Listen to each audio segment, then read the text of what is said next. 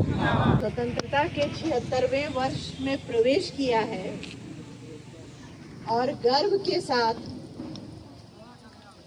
स्वाधीनता का 75 वर्ष जो कि 75 सप्ताह में मनाया गया 12 मार्च 2021 में आरंभ हुए इस स्वाधीनता के 75 सप्ताह के उत्सव के समापन पर आज मैं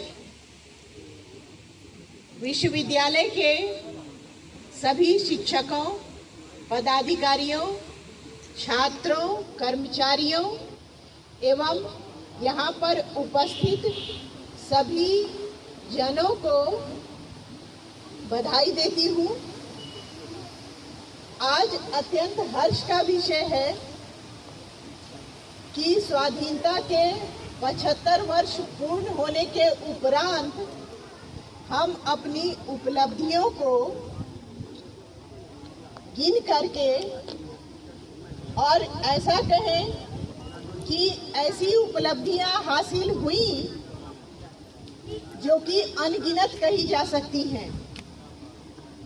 कोविड महामारी के उपरांत संपूर्ण संसार की अर्थव्यवस्था चरमरा गई। भारतवर्ष की अर्थव्यवस्था भी निश्चित तौर पर लड़खड़ाई, लेकिन इसके बावजूद संपूर्ण देश में जिस प्रकार से टीकाकरण अभियान हुआ और उसका परिणाम अभी हम देख रहे हैं कि कोविड अभी भी सर उठा रहा है। नित्य हम लोगों को कोविड के केसेस के बारे में सुनने को मिल रहे हैं, लेकिन वह जो टीकाकरण अभियान सरकार ने चलाया जिसमें कि सारा खर्च सरकार ने उठाया और उसका परिणाम है कि एक स्वास्थ्य के एक मुकाम को हम सबों ने हासिल किया है। ये 75 सप्ताह का जो स्वाधीनता का पर्व था उसका नारा यही था, नेशन फर्स्ट ऑलवेज फर्स्ट। जो कुछ भी हम लोग करते हैं, भले ही हमको लगता है कि ये हमारी व्यक्तिगत उपलब्धि या अनुपलब्धि है, लेकिन वास्तव में उससे फायदा या नुकसान राष्ट्र को ही होता है।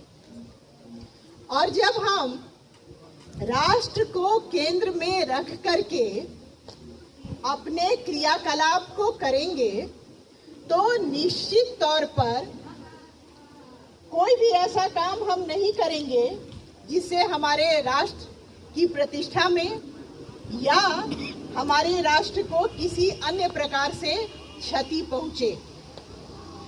आज का दिन इस मायने में भी अत्यंत महत्वपूर्ण है कि आज हमारे भारतवर्ष के पुनर्जागरण काल के मनीषी श्री अरविंदो के जन्म की 150वीं वर्षगांठ भी है। श्री अरविंदो को नमन करते हुए मैं एक बात कहना चाहती हूँ कि अरविंदो ने इंटीग्रल योग की अवधारणा पर, उसको कहा जाए तो उसको मुखरित करने का प्रयास किया। योग और इंटीग्रल योग में फर्क है। अरविंदो की जो इंटीग्रल योग की अवधारणा थी,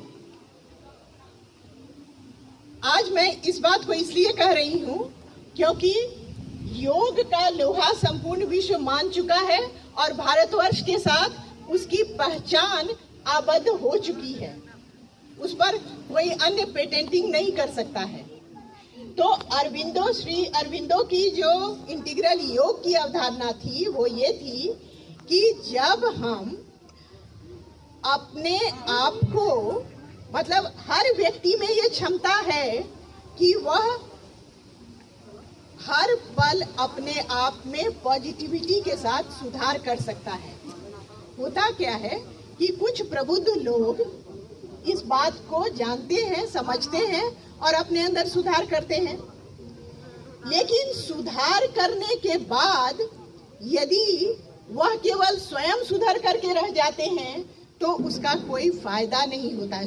लेकिन देखते हैं कि संपूर्ण संसार में इतने तरह की कमियां व्याप्त हैं और सोचते हैं कि मैं अकेला क्या कर सकता हूं या कर सकती हूं। तो इसलिए इस सब में पढ़ने से अच्छा है कि मैं आंतरिक सुख का अनुभव करूं और बाह्य जगत में किसी प्रकार के परिवर्तन में उनको कोई इंटरेस्ट नहीं होता है। लेकिन उसका क्या फायदा यदि एक व्यक्ति आसमान की ऊंचाई को छू ले और अन्य लोग जमीन पर एक डिग्निटी के साथ जीवन जीने में भी सक्षम न हो सके तो कोई फायदा नहीं है। तो मैं समझती हूँ कि अब जब हम लोगों ने 75 साल अपनी आज़ादी का पूरा करके अब हम लोग 25 साल के बाद हमारी पीढ़ी स्वाधीनता का 100 साल बनाएगी, यानी कि गोल्डन एरा में हम लोग प्रवेश करने जा रहे हैं, तो निश्चित तौर पर अब ऐसी स्थिति है कि अब 1, 2, 10 नहीं, हमारे अनेक प्रबुद्ध लोग हैं जो कि इस बात को समझ गए हैं कि एक व्यक्ति के कुछ भी हासिल करने से कुछ फायदा नहीं है जब तक कि सबका विकास नहीं हो। सबका साथ, सबका विकास, सबका विश्वास और सबका प्रयास। तो इस बात को पर गौर करना चाहिए कि सबका प्रयास अत्यंत ही आवश्यक है राष्ट्र को आगे ले जाने के लिए। अब चूंकि हम लोग सभी एक सूत्र में बंधे हुए हैं, शिक्षा के सूत्र में, और यहाँ पर आज मैं रविंद्रनाथ टैगोर का, गुरुदेव रविंद्रनाथ टैगोर का भी नाम लेना चाहती हूँ,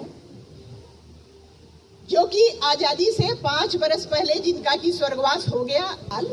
जब स्वाधीनता का जब हम लोग 75वां साल मना रहे थे तो नई शिक्षा नीति के बारे में बहुत जोर शोर से चर्चा होती रही और नई शिक्षा नीति में सभी व्यक्तियों की क्षमताओं, जो भी पोटेंशियलिटी जिसमें है, उसका विकास हो, इस पर जोर दिया गया है।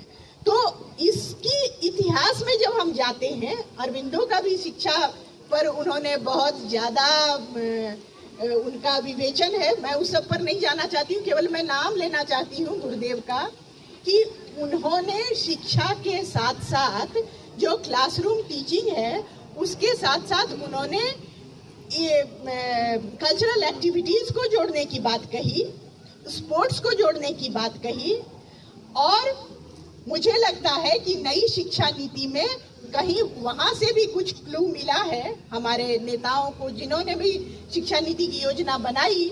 तो हम आज का दिन इस बात का भी दिन है कि हम एक प्रण लें।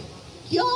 क्योंकि कोई विशेष दिन जब होता है, मान लीजिए किसी का जन्मदिन है या आज हमारा राष्ट्रीय उत्सव है, तो इस दिन एक विशेष प्रकार की एनर्जी सबके अंदर रहती है। और आज के दिन यदि हम प्रण लेते हैं कि शिक्षा व्यवस्था में हर व्यक्ति, छात्र यहाँ पर बहुत कम है या शायद को भी न हो, शिक्षक ही है, तो लेकिन जुड़े हुए तो हम सभी हैं, शिक्षा व्यवस्था ही से जुड़े हुए हैं।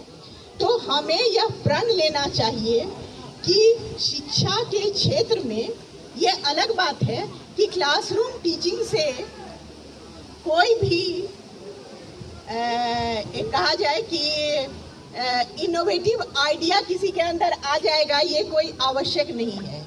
उसके लिए आवश्यक है स्वाध्याय की, और स्वाध्याय की ललक अपने छात्रों के बीच में शिक्षक ही जगा सकते हैं। क्या छोड़ करके जा रहे हैं, क्या लेगेसी हमारी है, तो इस बात पर गौर करने की आवश्यकता है और ये प्रण लेने की आवश्यकता है कि निश्चित तौर पर हर व्यक्ति उसमें अपना योगदान करेगा, क्योंकि हम राष्ट्र निर्माण के कारक हैं।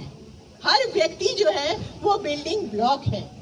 तो इन्हीं शब्दों के साथ मैं आप सबों को पुनः बधाई देती हूँ कि 76वें साल में आज हम स्वाधीनता के 76वें साल में प्रवेश कर रहे हैं और आगे का 25 साल जो है वह स्वर्ण युग होकर के हमारे देश के लिए उभरे। आप सबों को बहुत बहुत धन्यवाद। धूप में खड़े होकर के आपने मेरी बात